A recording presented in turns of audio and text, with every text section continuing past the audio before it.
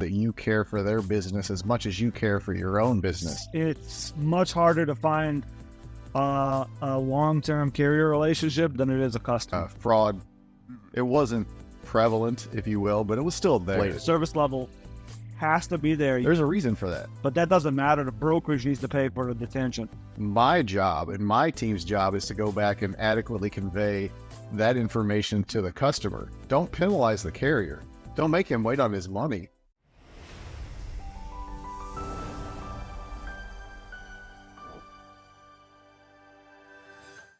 Hello, one and all, and welcome to the latest episode of our podcast. We are welcoming back Omer Ramusevic in front of Swink, and welcome to our first-time guest, Chuck Edmondson, who owns Goga Freight and is agent for Swink Logistics.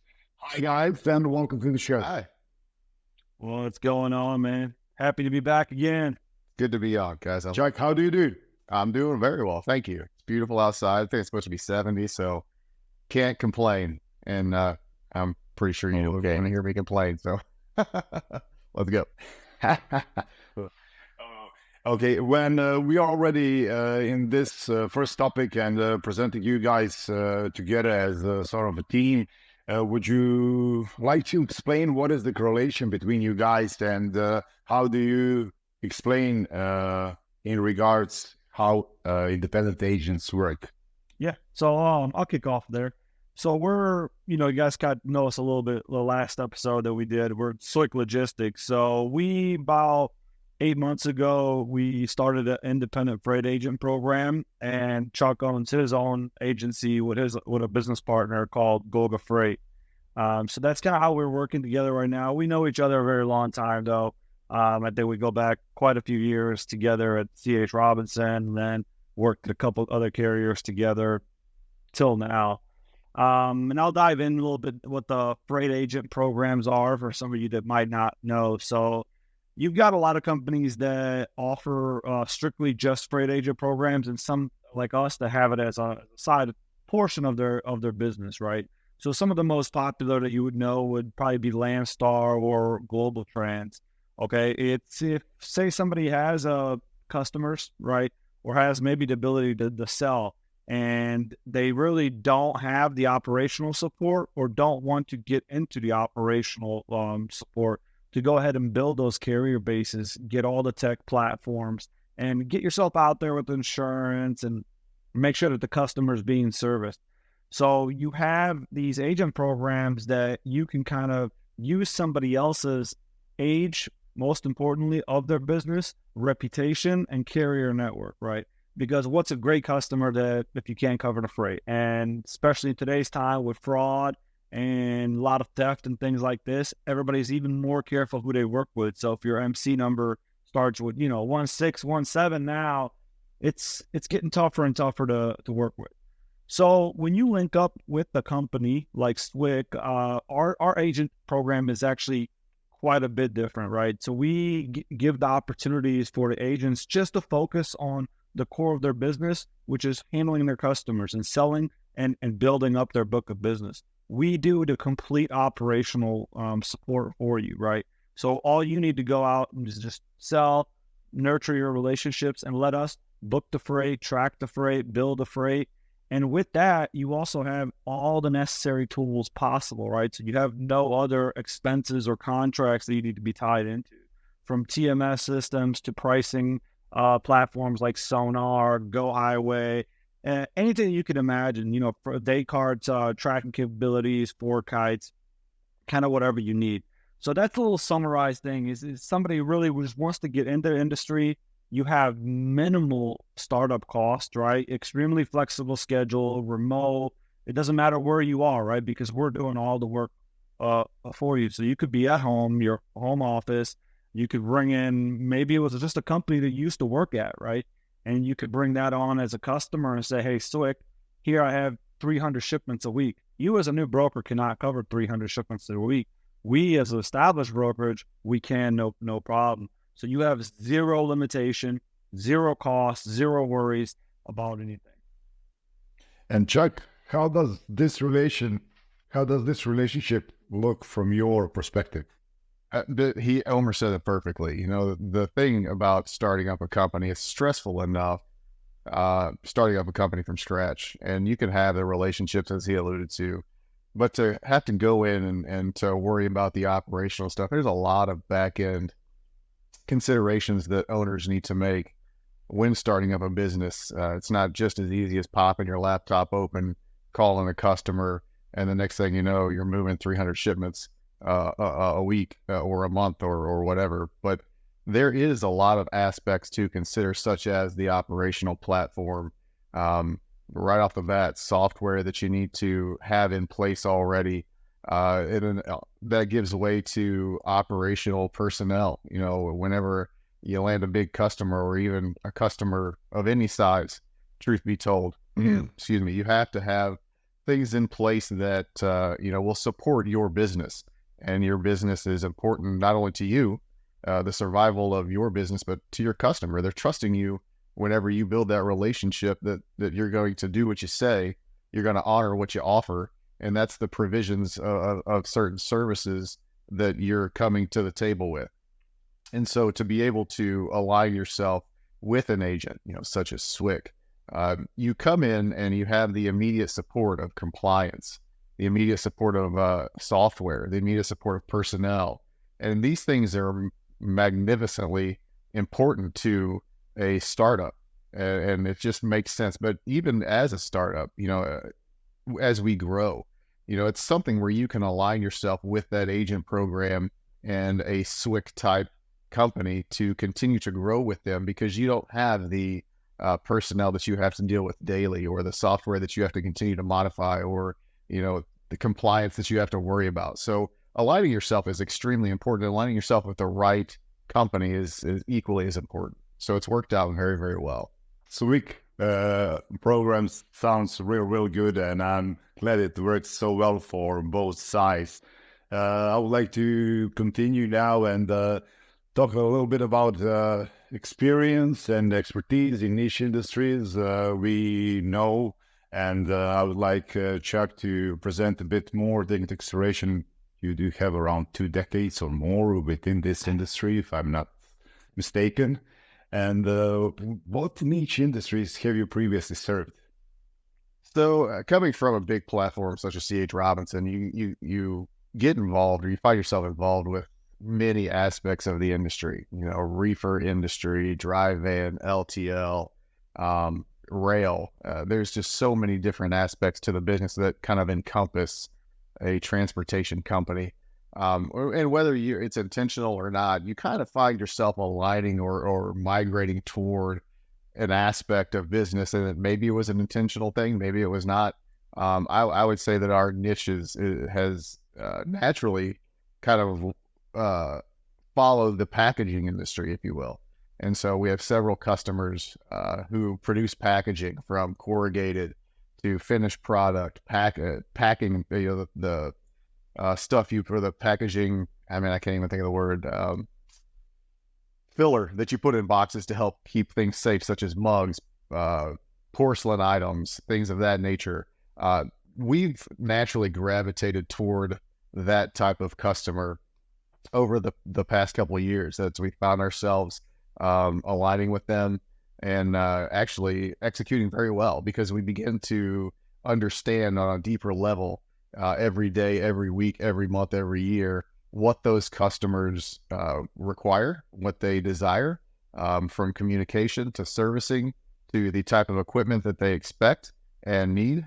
Packaging customers, there's just certain criteria that need to be met as far as dry vans are concerned. And we found ourselves kind of aligning with that type of a customer because we've done it for so long, and we find that we are very, very successful in that kind of a market. Now, that doesn't mean that we won't do other freight, but naturally that comes very easy for us, very natural, because we can speak to that. And when our customers reach out to us, we can be a resource to them. We can brainstorm with them. We can think outside the box, so to speak, with them.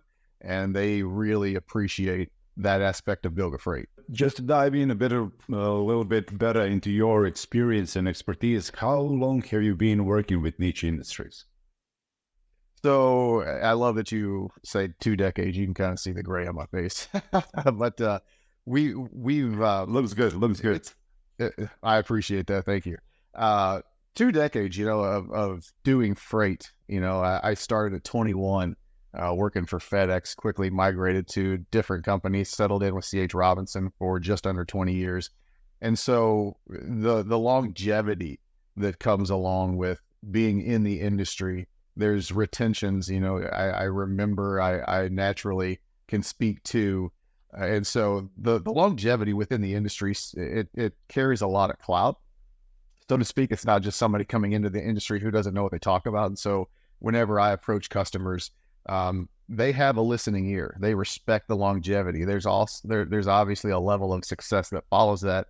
And it's not like success, look at me. It's success, look at the team that we've developed and the team that we've built and the partnerships that we've created and forged over the years to further exemplify and support Goga Freight as a whole.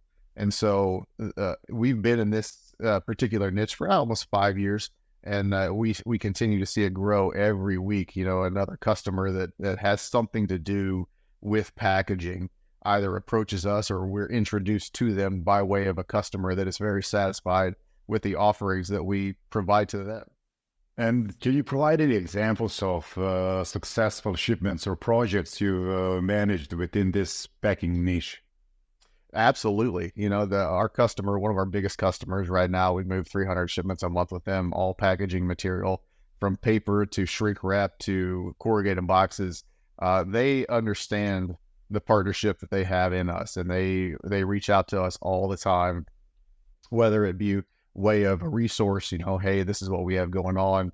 How do you think we can do this? I just had a phone call on Friday. I took my daughter to the doctor, but a phone call on the road. He called me, said, hey, I know we've been quoting this stuff. Here's kind of what we have in play. Their incumbent is quoting stuff from a different state, and he asked us to quote from Indiana, whereas it was originally coming out of Wisconsin.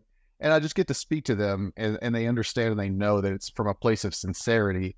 We want the best for them and their packaging material and their product they're putting out there to the economy and the nation. And he was asking, what can we do to help drive down the cost so we can win this business? And, you can do this stuff for us. You can haul it for us, but they have to get in the door. And so that's just one example. Another example is the same customer reaching out to us on Christmas Eve, where their customer urgently needed, which their customer CVS urgently needed gel packs for their shipments, the medicine shipments, medical shipments. And so we jumped on the horn. We got what they needed to them pretty quick. And it's just things like that where they trust us to execute time and time again. And we do it gladly because we know at the end of the day that the partnership that we create, we want that partner for a long time, for long term. And so we go above and beyond. It's a very natural act for us to go above and beyond. We'll do some digging. We'll ask them some questions. We'll get to know what they're dealing with as a whole. And then we'll provide some solutions, and they're viable solutions. And the customers always appreciate that. Now, whether they go with us or they choose to go somewhere else, at least they have the knowledge. And that's what we want to be. We want to be a knowledge to the industry. If you can put out a good product, a good service, good communication, a good reputation, customers are naturally going to gravitate towards you because they trust you. And so just a few examples of how we continually execute for our customers time and time again, week in, week out. Our customers know that when they call, we will answer. How do you vet carriers and select them for niche industry shipments? So speaking to what Omer had said before with Swick Logistics, having them in place, the compliance team, the safety team, even their operational team from top to bottom, from department to department, they go above and beyond. They go to great lengths to vet carriers for our niche industry or any to make sure that the carriers that they're onboarding, the carrier partnerships that they're building are solid and that they can be trusted. And because in a sense, if you think about it, whenever Swick puts out a product, which is a carrier partnership, and we utilize that, that is a direct reflection of Swick's ability to put out a good carrier or to advertise a not so great carrier. And so they go above and beyond in their processes to vet that their insurance is great, that everything they have in place is honorable, that what they say is actually fact, and where their where their drivers are to, all the way through their dispatcher. And when they speak to us, when we speak to them, we allow Swick to handle that aspect of the business because we trust them so much in their vetting process. And guys, I do have a question for both of you. Is there any specific way to determine pricing for shipments within a niche industry? I think there is, and it doesn't have to be. I wouldn't say in like a niche, but there's definitely different stages of every type of product, right? So let's say packaging.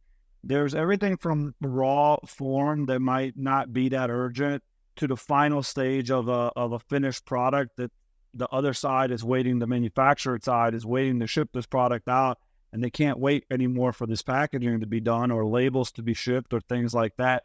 That stuff definitely has a little bit more of an urgency, but a lot of times that urgency won't necessarily reflect a big price difference. It just might reflect a different equipment difference. It might just be a little more expensive, but we might send out 4 Sprinter vans opposed to 1 truckload, right? Just to expedite things, get things going faster, get the product there, at least some of it, just to keep production moving and moving and moving and moving. But we have a very rigorous pricing platform where we have our own pricing analyst. We have a capacity member as well. So when we do price things, not only do we price with Sonar, with DAT Analytics, our own pricing analyst, but we actually also talk to the carriers that have done the freight for us before, similar freight, similar products, things like this. And we get a real market price with real capacity as well. Obviously, our main focus is always to save our customers a maximum amount of money, but also still be able to pay for top dollar carriers that we want to utilize. Yeah, definitely. Always want to find a sweet spot, but unless you have those relationships in place with the carriers and you're always leaning on the spot market, on the board, you'll have a very, very difficult time finding that sweet spot. And that's, taking us quite a bit of time and quite a bit of investment to create that type of atmosphere within the company to have those relationships. And to jump in on that too, Omer, Omer is so right in that the partnerships are so valuable. But the thing that a lot of companies really don't take into consideration, maybe they do, maybe they don't, maybe it's just they don't think about it, I don't know, but we put a huge emphasis on communication. Obviously, if you're married, the joke is I can't read your thoughts. You got to tell me what you're thinking, and so that's prevalent in every relationship, right? So Mr. Customer comes to you with a shipment. We don't necessarily know all that's in play behind the scenes, whether he's being pressed by his customer, whether he's behind on production or, XYZ, right? And so the great thing about Goga and Swick is that the communication that is across the platform, from operations to upper management to customer sales to compliance, is completely transparent. I've never been a part of an organization where communication is that transparent and such a priority for success. And we both know and understand that we have to get to know what the customer's dealing with. Therefore, we can relay that to the carrier in that carrier vetting process and the carrier selection process and the customer selection process. Those are all important attributes to make each entity so successful. And it's been phenomenal so far. That's so good to hear. So let's move on to customer onboarding topic. I know that's a kind of a hot thing and a hot topic for you guys. But first, Chuck has a great email signature stating, be a resource, not a sales pitch. Does that approach work every time? Not 100%. I would love if it did. But, customers read that. And if you look at it, that can be kind of pitchy in itself, right? And then you take somebody like myself or anybody who is well-versed or can speak well in the industry. communication comes pretty easy for people like myself and Omer and yourself as well. So customers feel like it can get kind of pitchy, but it's the transparency in that we care, right? And it's the ability to help them beyond the sale, the transactional sale. And so whenever we onboard a customer, we quickly want them to understand that communication is a priority, but so is being genuine. What do you have going on? It's not as easy as walking into a gas station, picking up a package of gum, buying the package of gum and leaving. There's so many more things that play into it, and building that relationship is it has so many different variables, but it all starts with I tell my customers often, we're just here. You can ask us anything. Even if we don't move the shipment, we want to see your shipment succeed. We want to see you succeed. And so it's with that underlying genuine tone that we approach our customers with that continually helps us build and grow. Now, does it always work as you asked? No, it doesn't, unfortunately, but they can appreciate that, we come to them or they come to us asking questions, and we can be here as a resource for them because at the end of the day, transportation is what we do. Transportation is our niche, and it's not theirs. They're selling their product. Let us take care of the transportation. Let us take care of your product from manufacturer to consumer. Let us get it there for you.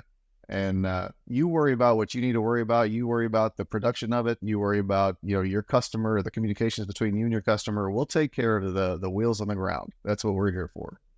Omer, can you outline the steps involved in the onboarding process for the new customers? Yeah, so just like carriers, the customer side is also lengthy sometimes. Now, there's different various types of customers, and me and Chuck have sat, meetings where that personal relationship is just not even an option with some of these customers, some of these large meetings, and they just want to get down to business, and that's it. You have also very small customers who, very small companies. So usually the same process with everybody is we vet the customer to make sure that this person is who they say they are, that the company exists, everything is okay with the company. We run their credit line through a couple sources as well to see what factoring says about them. If factoring is not big on them, we'll kind of weigh using some of our own analytics to see what kind of credit line we can extend to that customer. So, and that credit line could go anywhere from $10,000 to $1 million, $1.5 million for revenue, right? And then we look at the payment term. So we look at this customer paying 30, 60, 90 days. There's some customers that pay 120 days, right?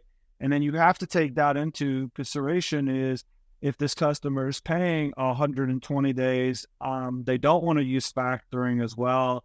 You have to weigh what that relationship then is going to look like. So that's a lot of, if it's a big revenue customer, it's a lot of money to sit on for 120 days. And it has to make sense long-term, right? Because money's not free. No matter which way you look at it, from factor and everything, somebody pays for the money as well. So, and a lot of the enterprise type of customers are like that. They're usually larger payment terms, but you have a long-term relationship. Then you have agreement contract. So you have their side of the contract, what their terms are, from everything from pickups per facility to accessorials to what carriers can be used to insurance. Fine print. We've seen contracts that are 30, 40 pages deep. And the larger customers usually expect some type of redlining, meaning we will cross something out and we'll say, okay, we don't really agree with this, but we can do this. And that can prolong the onboarding process. So sometimes the onboarding process for a customer can take a month and a half, and sometimes it can take hours, right? A lot of customers, I would say more than 50% of them, do not have a setup type of packet, do not really have the contract. They kind of lean on us to send them our contract. They'll review it. They might redline it and then send it back as well. Then once we do get the customer onboarded, we make sure everything in the system is obviously correct, as many contacts as possible for the after-hour team, things like that. And then we have one more meeting with the customer and all the members to kind of explain the whole structure. So every customer receives an account executive. We have their own customer team. They usually have a booking group as well. And we introduce the customer to, our flatbed division, reefer division, expedited division, full truckload, LTL, intermodal, whatever you may need. We're going to introduce you to everybody, and you're going to get a full contact spreadsheet. And now, obviously, for that to work, those structures has to be in place and the communication has to be there. If the customer does full truckload with you for 6 months and then they one time message the reefer division, the reefer division needs to know who the customer already is and things like that. So we reassure the customer with that, explain the processes, explain the 24-hour crew. We've got the contracts in place, and then we're ready to go. In beginning stages of a customer, once they are onboarded, especially the first few weeks, usually there's always a high-level management overseeing the freight, right? Just to make sure that everything is entered right, that we're sending the paperwork the right way. Obviously, always the best carrier is used regardless of age of the customer. So we're just going to handhold it a little bit, even if it's 1 or 2 shipments, just to make sure everything's okay. We're going to follow up with the customer constantly to make sure everything is all right. But again, that depends on the customer, because sometimes, like I said, the onboarding is a few hours, customer sending a tender, just do it, not really trying to be your friend, just trying to get a great price and good service, and that's it. That's okay. That's completely okay. Well. And what KPIs do you use to measure the success of the onboarding process? So with the onboarding process, we mostly measure, I would say, the credit line, just to make sure that the right financial decisions were made, and the contracts as well. So with the contracts, I mean, we kind of lean on our own legal counsel to handle that, but we still make sure that we're always in the best terms that we can for our company, right? Not necessarily most advantaged terms, but we have to make sure that we accepted something that we're happy with and that we're good with. And especially if that contract includes maybe some rejection clauses or something. If you reject a certain tender, it could eliminate your entire contract. Things like that we have to iron out. And then obviously we measure how quick we can get the customer in the system and to a tender process, which we try to do within 24 to 48 hours for most customers, unless we're talking about enterprise level customer, which has quite a bit more multi-steps. Okay. I would like to talk now a little bit about RFPs and versus spot customers. But before we dive in, there are a lot of people watching and listening to this show that are not far of the industry and would you care to explain what RFP is? RFP, there's different forms. Initially, with larger customers, they'll send you what's called an RFI, which is a request for information. So you essentially lay out who you are, what you have in place. You have recommendations, people that will speak on your behalf. You have your financial aspect. You have, you lay out your operations as a whole, just so they can vet you. And it's important to note that not every customer is for us, and we're not for every customer. We definitely want to align ourselves with like-minded customers, customers that are open to us being a resource, working with them, partnering with them. And there are customers out there that will definitely, it's my way or the highway, which is not a bad customer. It's just, it makes things just a little challenging from time to time when there's no give and take reciprocated. But back to your point, RFP, request for proposal, it's whenever they shoot out, something that is, it's a database. It usually comes in an Excel spreadsheet, or you have to log into their portal, and it lays out their lanes. And so we'll take an example. Everybody knows Coca-Cola, right? Coca-Cola puts out a huge RFP, and to be a part of that, there's so much criteria just to even be vetted as a carrier for a potential partnership. But if you do make it to later rounds in the request for information, or to be accepted as somebody who they will send an RFP out for, you will get what looks to be an entire list of their lane servicing. So It could be California to Florida. It could be Missouri to Illinois. It could be Texas to New York. And so at that point, you get to a team of people like Omer and myself. Will collaborate. We'll get together and we'll review this RFP or request for proposal, and we'll jump in and we'll start to analyze the lanes that they have listed out to make sure, one, if they're a good fit, two, to begin pricing some of these lanes, and three, to see if if we can handle all the lanes or none of the lanes, or 20% of the lanes or 80% of the lanes.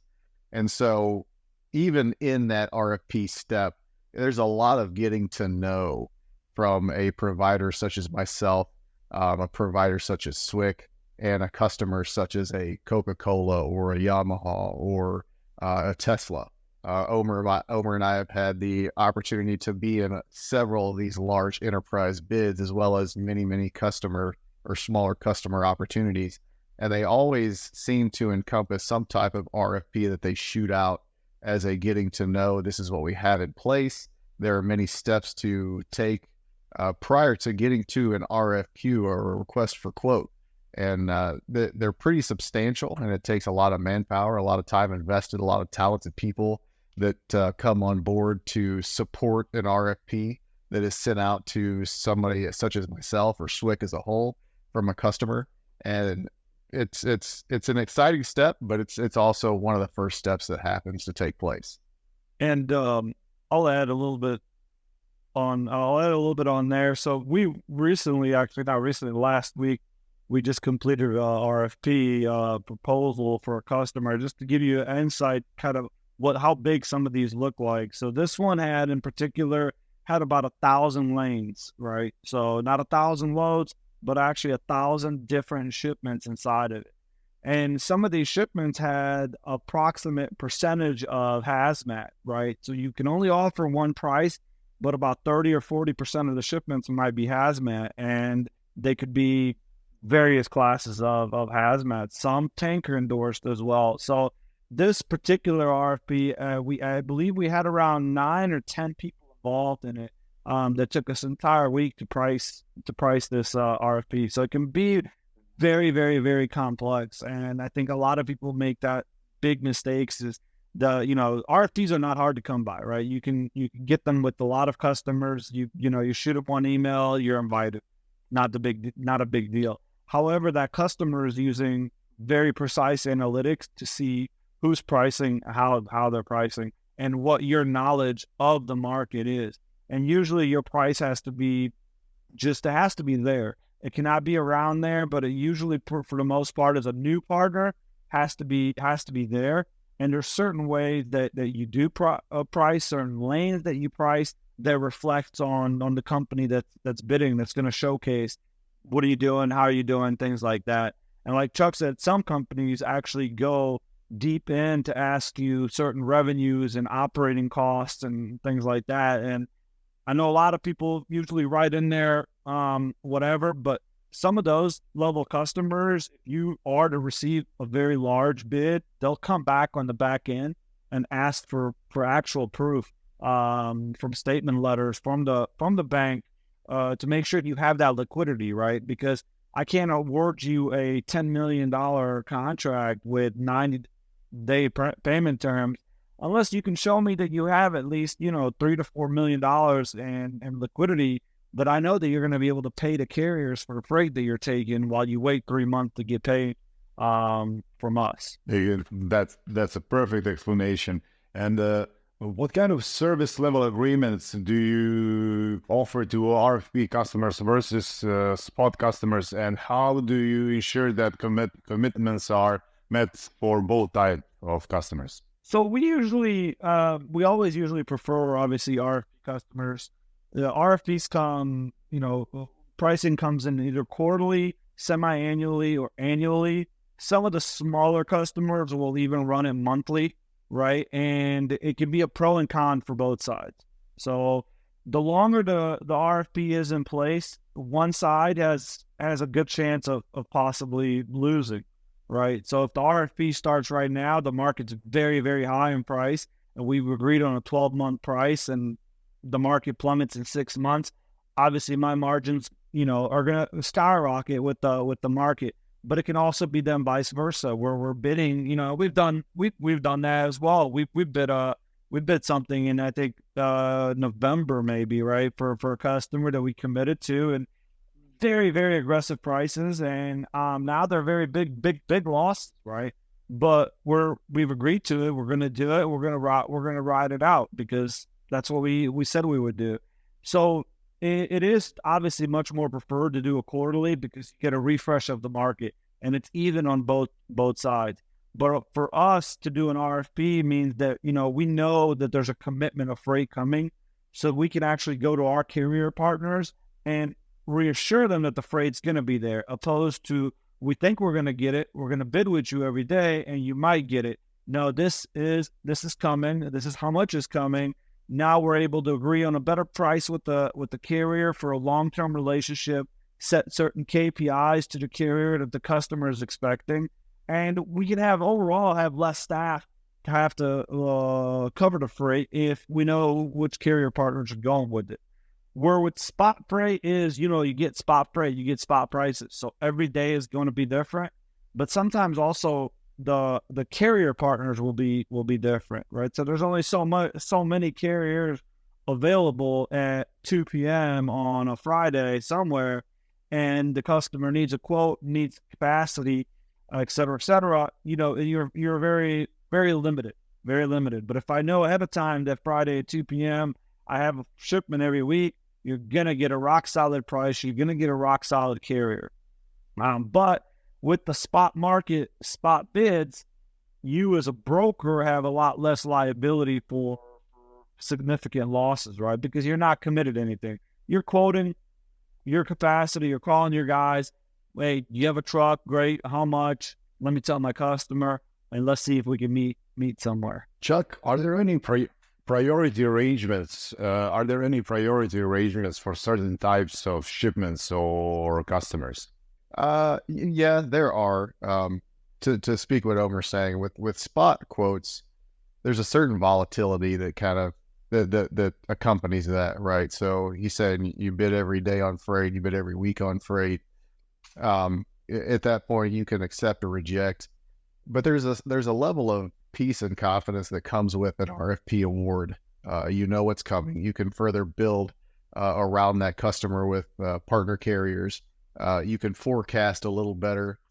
You might be taking some lumps, some losses, but there's also wins out there. As you know, the zoning and the market and the areas that get hot from time to time around the year. But as far as preferential treatment or a commitment is concerned, those RFP customers, that is your commitment. You go into the day, into the week, into the month, knowing who at the end of the day you're going to take a loss for, and also who you're not going to take a loss for. And so with the customers that you're aligned with and the contracts that you sign and you have an RFP award, you go above and beyond. There's a little more weight that comes with that, a little more stress, if you will, a little more responsibility, you can phrase it that way as well, that comes with landing an RFP customer that awards you $2, $3, $4, $5, $6, $10 million in business a year. And so you kind of cater to those guys, those customers, and you do it willingly because at the end of the day, you know that you're going to again bid on this customer when their RFP comes up again, as well as it speaks to your character, your team, your company, how you choose to build and operate. Whenever you can service your commitment, and we see around the industry, even in 23, as 23 came to a close and as 24 has opened up, some brokerages that just weren't able to continue doing business because they weren't honoring their commitments the way they should be. They were losing too much money doing what they were doing. And so there comes a level of importance and stress that can come with that. And so with a team such as that Omer oversees and my team and customer sales and onboarding new customers, we take all of those things into consideration. I had a customer the other day that told me I'd rather shear a sheep one time than slaughter 100 times than slaughter it once. And that's the value. That's his core value, is he would rather have a customer long-term or a partner long-term than to just have one-offs. And there are customers like that, and we appreciate customers like that. But we also naturally will accommodate spot quoting customers and things of that nature in hopes that we can kind of move them from a spot quote to a long-term partner as well. And you've got a lot of customers also. With that being said, when there's a new partner, they might just put you in that spot group, just so you might have an opportunity here and there to try you out. Generally, right now, the market is very, very tight with customers are offering new partners, especially brokers, right? It's very, very, very tight. And so around that is sometimes the customers will have 40, 50 brokers in a spot group where they're going to send out an email and they're going to get spot rates. And the tricky part there is a lot of times the customer still has a couple of their preferred partners. And if I call Chuck, and I've never met Chuck before, never worked with Chuck, and Chuck's $50 cheaper, has a great carrier and everything, I might still call Billy and be like, hey, Billy, I know you're at this price, but you think you can match me $50, because now I know the market's $50 lower, right? And that's another very, very tricky thing that you have to overcome. And if you don't have a reputation in the industry or longevity, you're going to keep running into that more and more, especially as a new. And to what Omer's saying, yeah, I teach my team all the time. Your reputation is your invitation to the table, literally speaking. So how you present yourself, how people hear about you, if it's word of mouth as you go out and you sell, your reputation is what either makes or breaks your invitation to the table. So be above board, be honest, do the right thing when it comes to business, honor your word, and good things will follow. That's 2 taglines. That's right. You can steal. Definitely. Now, in regards to tender process and rejection, can you provide an overview of your tender process from receiving a request to finalizing a contract? Yeah. So tenders are again, case by case basis. So you have customers who send no tenders, who just send an email with the shipment data. Then you have customers who send an actual PDF of their version of a tender, and you have to accept or confirm.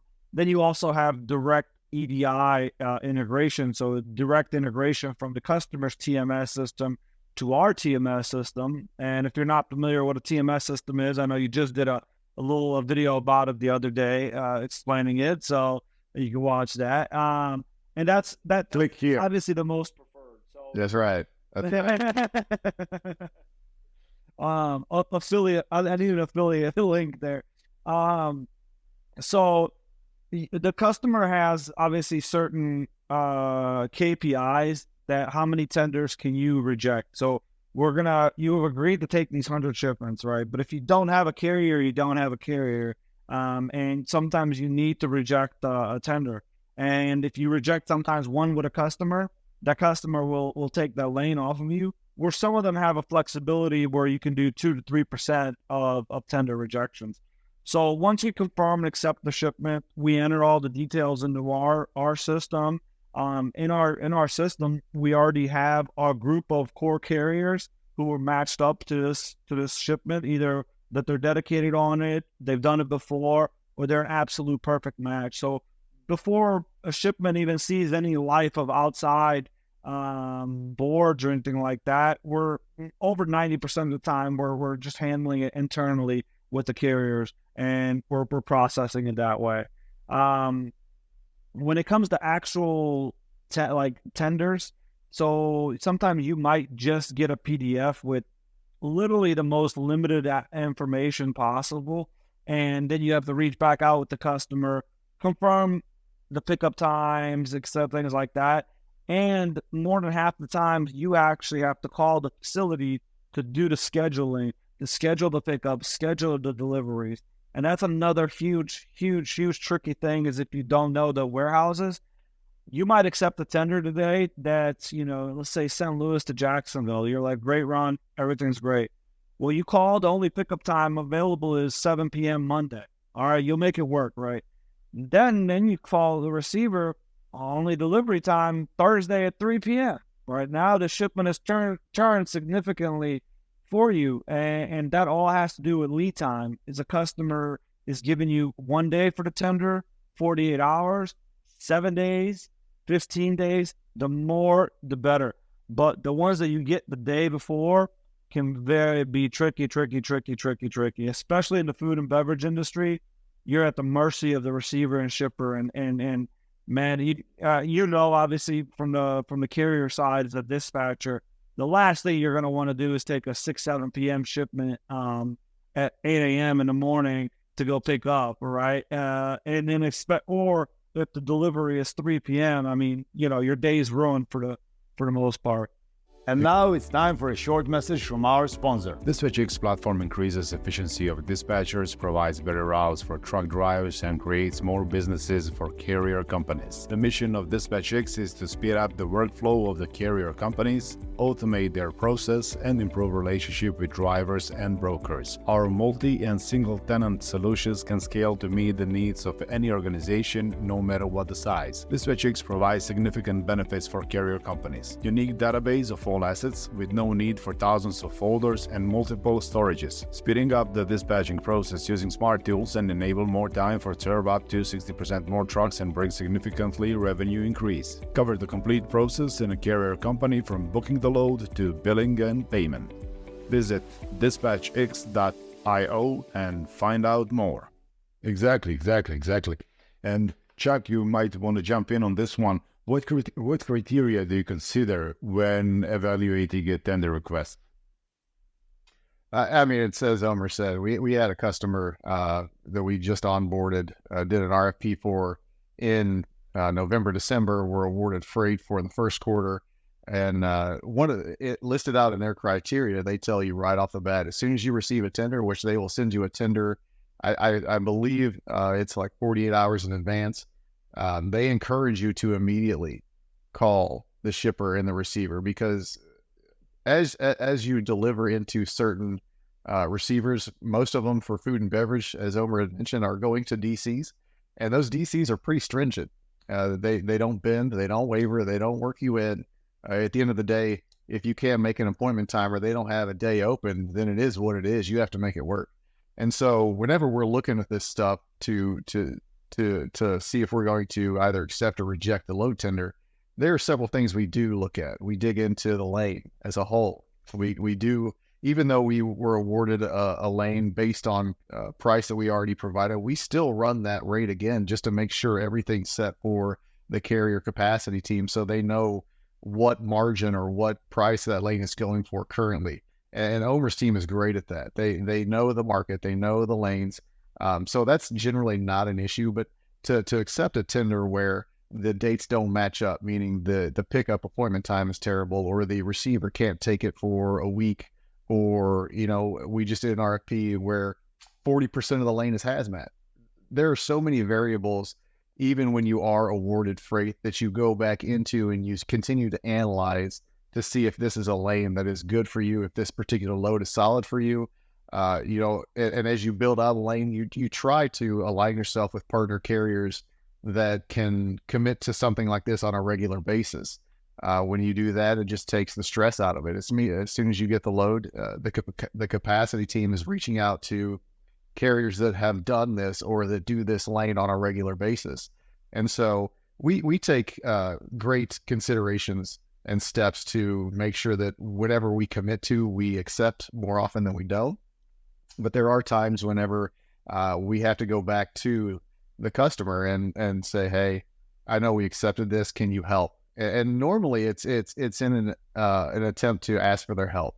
We want to set this up the way that's supposed to be. We want to accept it because we committed to it.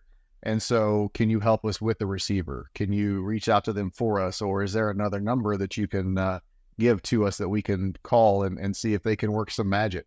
And I'll say we have a pretty high success when it comes to setting up shipments that we don't have to reject. But unfortunately, there are times when you do have to step away from a shipment, and in hopes that as you explain the situation to the customer, they're understanding. But as Omer alluded to earlier, sometimes customers, they're not as understanding as you would hope they would be. And they will either remove you from that lane or they'll give you one more shot. And you just got to make sure that as you approach the customer and the lane offerings that they provide to you within and without an award, based on your commitments, that you're able to service that and just kind of jump through hoops when you have to. Yeah, so there's a couple more things about tenders that's also important to keep in mind. Tender rejection definitely reflects the market conditions as well. So, if Billy receives 500 tenders today that he's contracted, and for some reason today he rejects those 400 or 500 tenders, those tenders then go to a secondary broker or carrier, right? And then a third usually, and sometimes even a fourth. If it's rejected through the line, that's how freight ends up on the spot market usually. That's not designated for the spot market. And so if the spot market is slowly rising, you see more freight into the market, which we will probably see, I would say quarter three is kind of what we're looking at, is where the market might shift up like that again drastically. Maybe even here in March as well, because the ports, the inbound freight is very, very high compared to other years in similar time frame. So when all of a sudden you see a big influx of freight, the spot rates go up. Carriers who have committed to freight that just does not make sense for their business, but they've committed to try to, make long-term relationships, but they really still don't even know what a long-term relationship means. They're going to start rejecting that freight because all of a sudden you can make 20-30% more on the spot market. And that puts the customer at a bind as well. So sometimes you'll see, if you were awarded St. Louis to Tampa, you'll see your tender, and the same day you'll see another 3 or 4 of the same exact shipments, and the customers, can you accept this? Now those you can decline, and it won't really hurt you whatsoever with the customer. However, if you do accept it and the customer understands what the market is, they understand that everybody's rejecting, you will become a big, big hero. And if you have the right carrier partners in place, to you it makes no difference. 2 or 3 or 4 more, 5 more shipments. We've had days where we're looking at 150 to 250 tenders a day, opposed from spot freight. And no matter what the market is, we're just so reliant on our carrier partners that we're able to flow with our customers like that. But all, again, like Chuck said, we've had, sometimes we have to reject the tender or call back to the customer. Like recently we had in New York, it was obviously a massive snowstorm. The roads are closed. And we had to reject the tender, but only reject it for that day. Let's move it another day, to avoid, a significant loss possibly, but also we're just not going to risk anybody's life to go pick up a shipment. And in that case, the customer was super understanding. They were just not aware of the weather in New York because they're in Arizona, and we're the only ones picking up there. So obviously that it changed our relationship as well, because they're like, wow, thank you. Thanks for calling. Thanks for explaining it and going forward. Yeah, therein lies the resource of the partnership too, to educate and to, take the partnership to another level where they appreciate who you are as a company and as a partner and things of that nature. So bottom line, everything comes to building up good relations with customers and with carriers, so to make everything work as smooth as possible. In my opinion, it's much harder to find a long-term carrier relationship than it is a customer. The carrier relationships are really the heart of everything. Yeah, and it's taking into consideration market conditions, whether you're working with carriers, the capacity team, trying to build relationships, because there are owner-operators who feel like they have to, there's a certain level of living that they want to maintain, and so whenever there's freight out there, and as Omer has said, whenever you start to see the spot market jump, tender rejections are on the rise, there's a story there. And, good companies such as Swick and Goga, it's we will go and we will reach in and dig into that story and see what's actually going on to further support our service offerings. And now I have a kind of picky topic.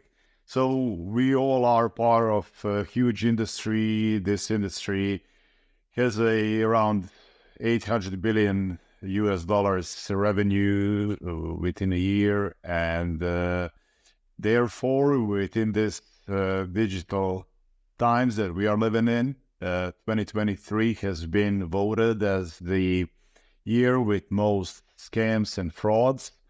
How familiar are you with common types of frauds in transportation industry?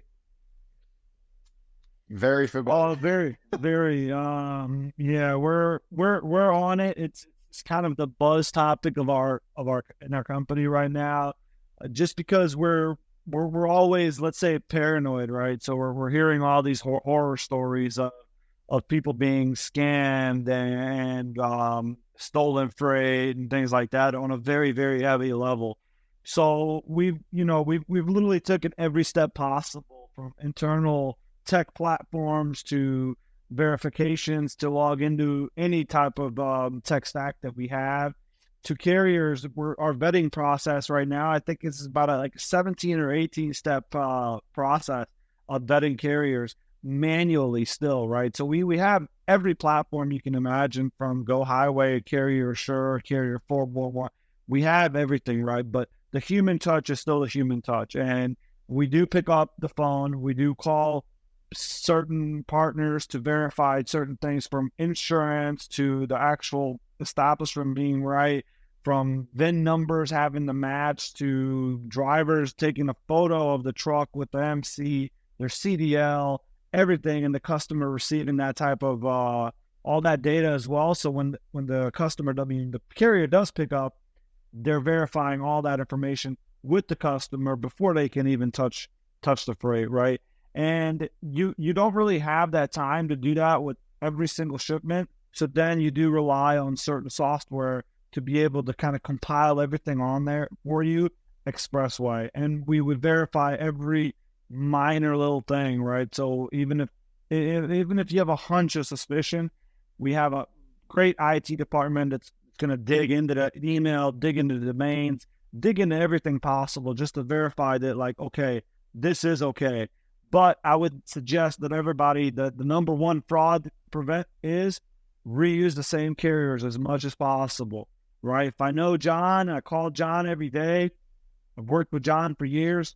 John's probably not going to steal freight, and he's probably not going to defraud me, right? So the more carriers you have like that, honestly, the less of a concern it is. But for customers, though, and I think that's why they're hesitant to onboard a lot of new brokers and a lot of new carriers.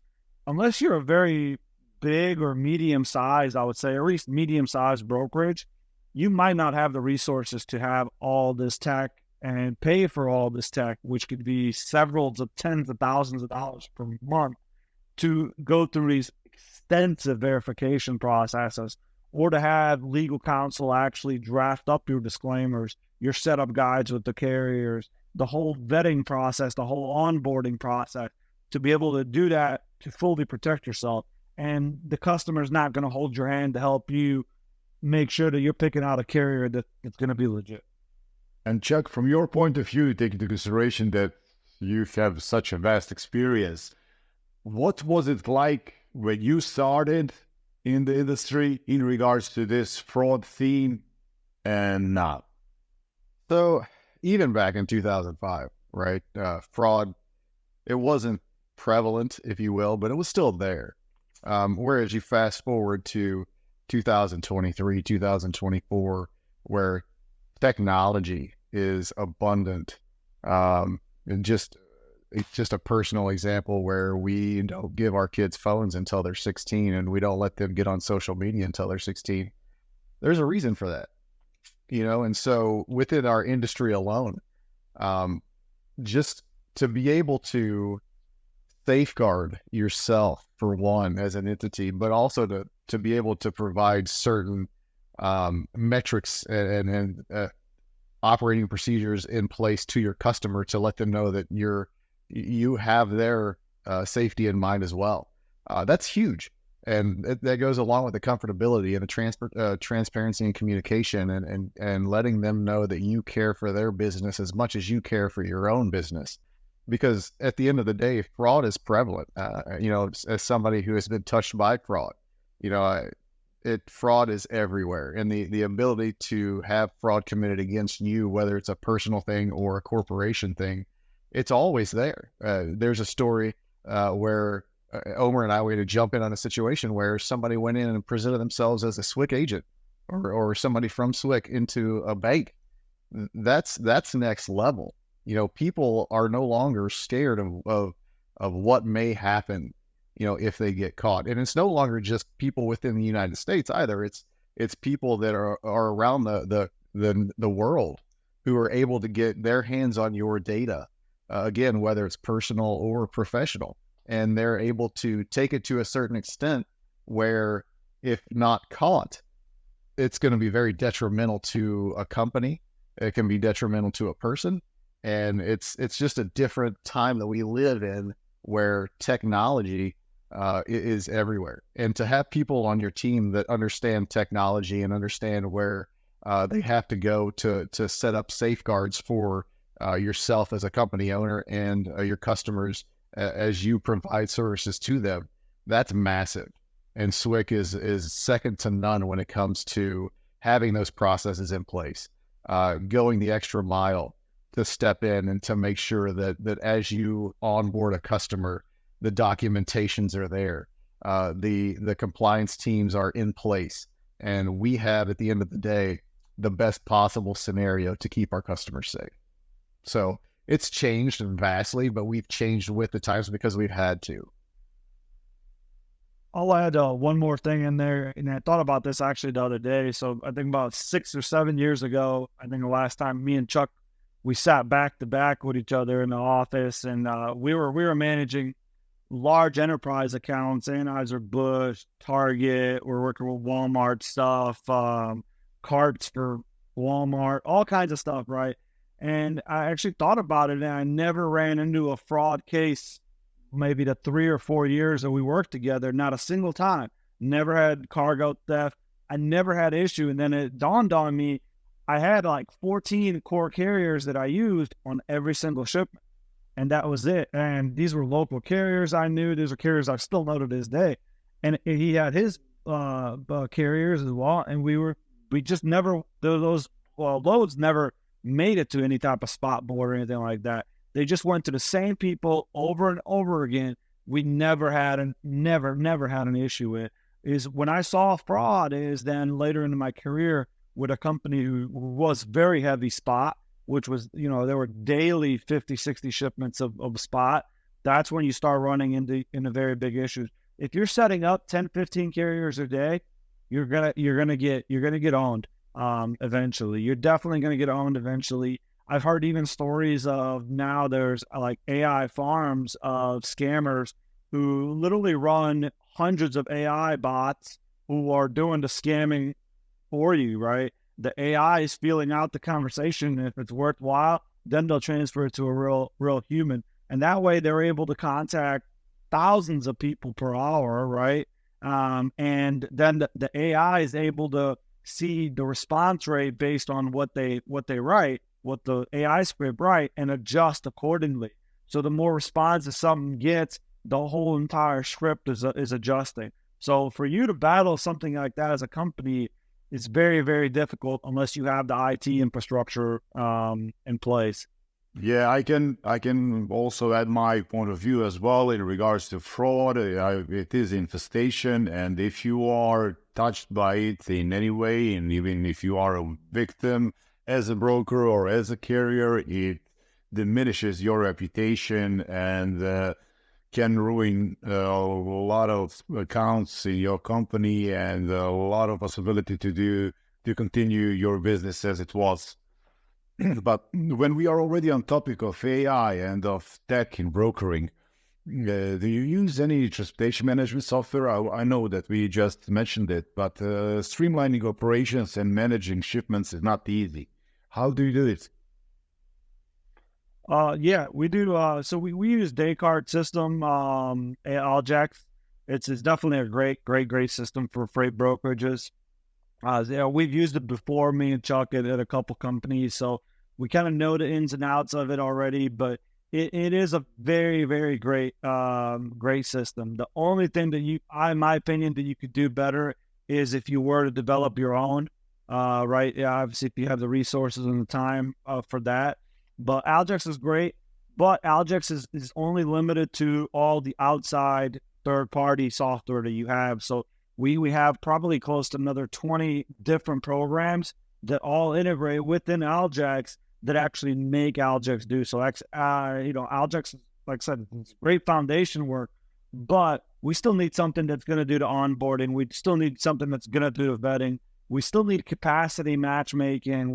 There's a lot of things out there that you need, and sometimes you really have to try 2 or 3 things. And the problem is a lot of this tech platform comes with long-term agreements, year, 2 years, 3 years, right? So it's not as easy as trial and error. And it's not like if you're going to get a 30-day trial, it's not a serious platform, right? You're not going to get a 30-day trial of a well-known WOW platform. You know what it is, you need it, get it.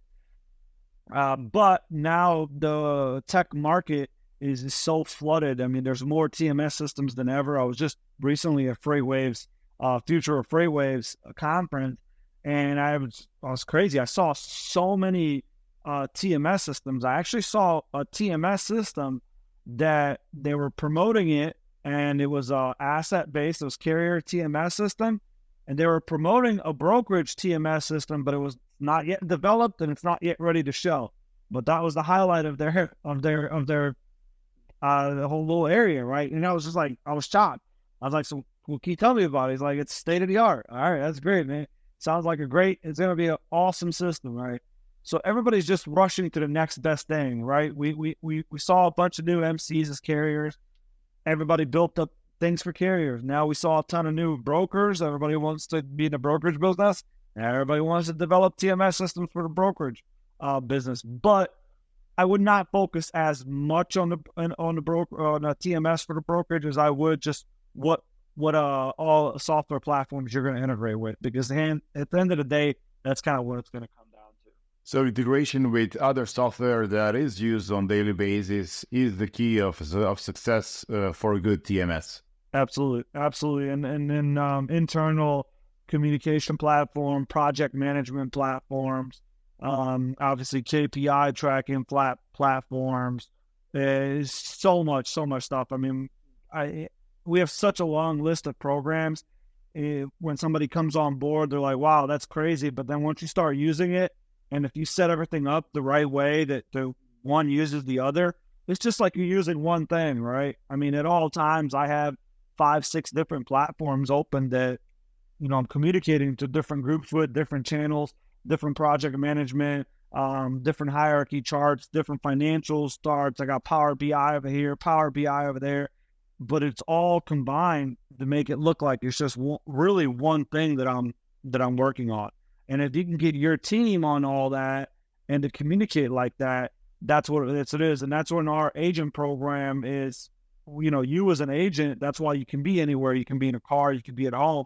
It's set up where you have your group of staff and you're communicating on one channel and then whatever that data is in, it's going out to multiple other channels. And you're gonna be able to touch hundreds of people in our company within seconds, very, very, very easily. And each time you touch an employee, you're also touching a team leader. You're also touching a level of management, and there's certain boundaries set to make sure that communication just flows, right? None of us want to wait for an answer for anything. And that once you have that type of setup, then you can have a very, very successful communication within your company. When we are on topic of communication, let's talk a little about working as a dispatcher versus working as a broker. You, Omer, have been working as a dispatcher previously, and take into consideration, again, Chuck's vast knowledge in the industry. How do you guys promote open communication and collaboration between dispatchers and yourself as brokers? You have to be friends with the dispatchers, right? The dispatchers are your key holder, let's say, to the carriers. Just like when you call a customer, the transportation manager or the logistics analyst is the key holder for you to be able to get to the next step. The same thing is with this. If you have a good dispatcher and a great relationship, that dispatcher can work miracles with their drivers, with the whole fleet, with whatever is needed for you. But you have to understand how a dispatcher works and the issues that a dispatcher faces. So I've had the privilege of working with, carriers as a dispatcher and learning how to handle owner operators, at various different levels. And I've lost my cool a million times and learned the process along the way. It is not very easy to work with a lot of the some drivers, right? Some of them are just magical to work with every day and they love it. Others are just not happy to have to listen to you complain about a load that's not picking up all day, or they're not going to be happy when you tell them that the load is canceled at the end of the day and they're going to have to sit possibly till the next day, things like that. So there's quite a bit of a strain, and sometimes a driver's running 100 miles to the pickup, and then you tell them, oh, the broker canceled the freight, but they'll send telling you $150. But it's like $150 not, it's not going to cover me for 100 miles and wasting 2.5 hours, 2 hours to get there, and then possibly now missing on other shipments. So the dispatchers definitely get way more issues to them and have significant patience. And I think I have very, very high level of respect for dispatcher. But until you really know kind of the stress of some of the dispatchers, it's hard for you to approach them then in that relationship. But a lot of brokers, and we train this to our staff, is listen, don't wait for one side to do somebody else a favor, right? Always go with the first favor, the second favor, the third favor. Feed the carrier the freight. Call the dispatcher. You don't need to have an email relationship or a GChat relationship, right? It's just not personal enough. Let's become close business friends. Let's talk every day. Let me find out your needs and your issues. You find out my needs and my issues, and we're going to find ourselves somewhere in the middle. Once you have that, and once you're just every day, calling Joey in the morning, Joey, where's the trucks? Let's get them covered. Eventually, Joey's going to call you in the morning, be like, hey, my trucks are here. What do you got, right? So as a broker, you'll make yourself significantly less work in the long run by having those dispatchers on your side. But dispatchers are just dealing with enough BS as it is for them to try to be best friends with every single broker. When you have a lot of, again, fraud and scam, and you have brokers, if your driver's 10 minutes late, is going to leave you a freight guard, like he's going to make a big deal out of it and, garnish your freaking freight tender or your relationship with other brokers. So they're dealing with a lot of stuff, and they just don't know the difference between you and maybe another one of those brokers right before you that kind of dealt them a bad hand. Do you think when we are on the fry guard topic, do you think there should be a website for the opposite? Yeah, absolutely. Especially with fraud now and everything that's going on. I think definitely there should. Yeah, I'm very against freight guards. Extremely against freight guards. I think it's one of the worst systems ever invented, right? Just because how easy it is for me to hurt your relationship with other brokers, with customers and things like that. And I've seen ridiculous freight guards. I've seen just freight guards, just this guy canceled the shipment 30 minutes before pickup.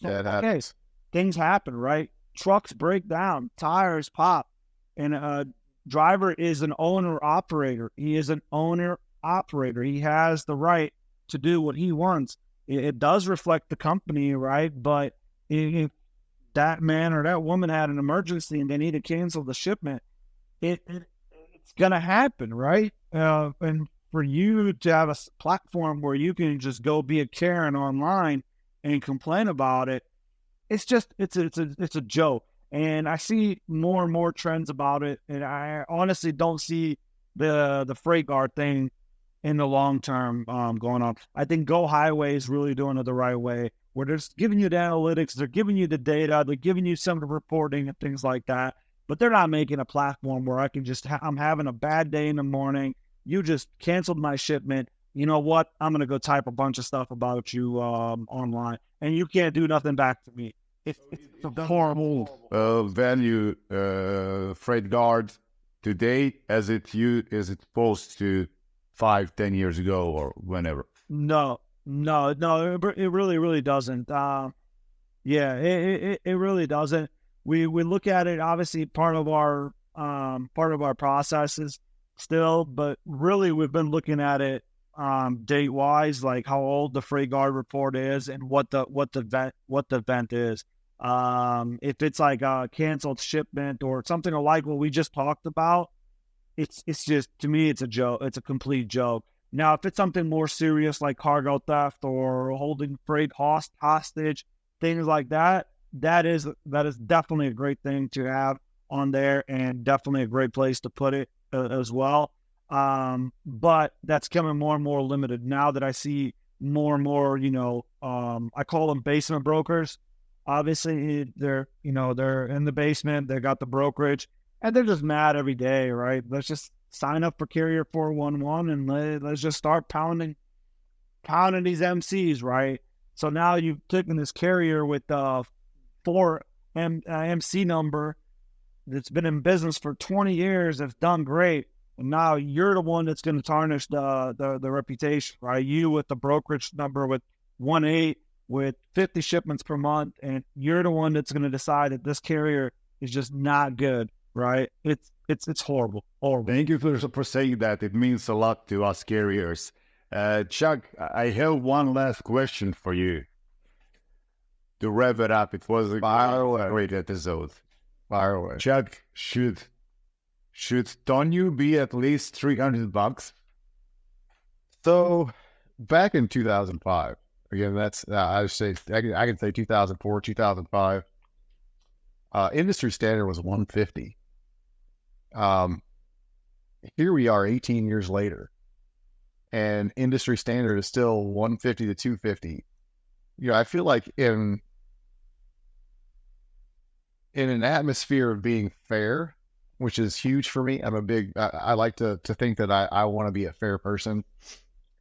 I think everything else is inflated. Everything else has gone up. Everything else. Do I believe, Tonu should be $300? I think the Tonu's first and foremost are situational, but a baseline of industry standard. Yes. I think the truck word I used should be between that 250, 350 range. I do. And I think it's only fair.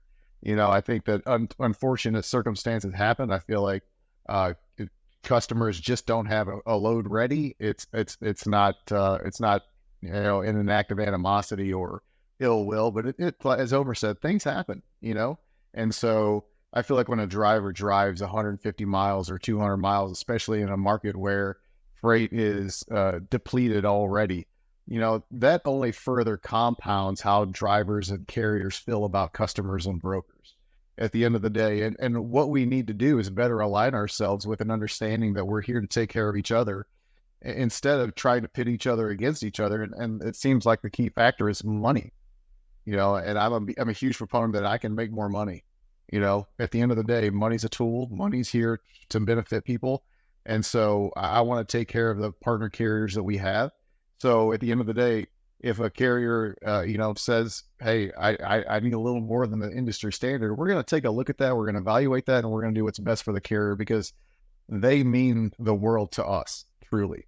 And, which comes first, the egg or the chicken? It doesn't matter. We're both here. The carrier's here. We need the carrier. The customer's here. We need the customer. So let's work together to provide adequate solutions for each. I'll add one more thing to that. A long time ago as well, when I was a dispatcher and Chuck was a broker as well at a company, we had such a good relationship, and he understood my drivers, he understood everything, that we had towing use of $300, $400. We had detention of $100, $120 per hour. We maxed out everything, right? But my drivers also they knew the same thing. Like, you guys want this type of stuff? Service level has to be there. You arrive at the shipper, you need to have respect at the shipper. You need to be patient at the shipper. You need to be patient at the receiver. That respect has to be on absolute both sides. Where most of my drivers, not some, but most of them were they would rather take a shipment from Chuck that was even cheaper than another, just because they had that security. If things went south, they knew that things were getting taken care of. where some other brokers, you had to wait for it to be approved for a week or 2 weeks, which is another just complete joke of a thing, right? If I owe you detention, the approval thing is real. Some customers do take days to approve, right? But that doesn't matter. The brokerage needs to pay for the detention. I owe you detention, not the customer, right? I can pay you right away. There's no waiting for, hey, let me send you a revised rate confirmation. So all I'm doing is you postponing your billing to factoring for 7 days, 10 days, right? While you're waiting for $30 of detention from me. It's another horrible. Yeah. And that goes back to what you were saying, Omer, in that whenever you form good relationships with partner carriers and we form good relationships with customer partners, it's one of those things where even though there are different divisions within companies, we're all unified, and so whenever a carrier goes into a shipper and for whatever reason it takes them 4 hours to load a truck, that's not the driver's fault. And if everything is as it should be, everything is documented, at the end of the day, my job and my team's job is to go back and adequately convey that information to the customer. Don't penalize the carrier. Don't make him wait on his money. His time is valuable just like everybody else's time. And so at the end of the day, that lends to the relationship that we have and the belief that we have that both a customer and a carrier, the partnerships are equally vital. Omer's team, the relationships his team builds and cultivates and continues to work with carriers, those are just as important as the same relationships that my team builds and cultivates with our customers. And we see it as equals. So to you, gentlemen, thank you so much for being a guest on the show. And to all of you watching, I hope you liked. This is what a two-way street to success looks like, working together, not opposite to each other. And I'll hope I'll see you in the next one. Like, subscribe, and of course, share. Bye, guys. Thank you. Thank you. Goodbye. And we're both on LinkedIn, so if you guys ever want to look us up, connect with us, communicate with us, we're both click here. Always helping out anybody. Definitely, all links will be in below this video. Perfect. Thanks, guys. Thanks, guys. All right, man. Thank you. Thanks for having us.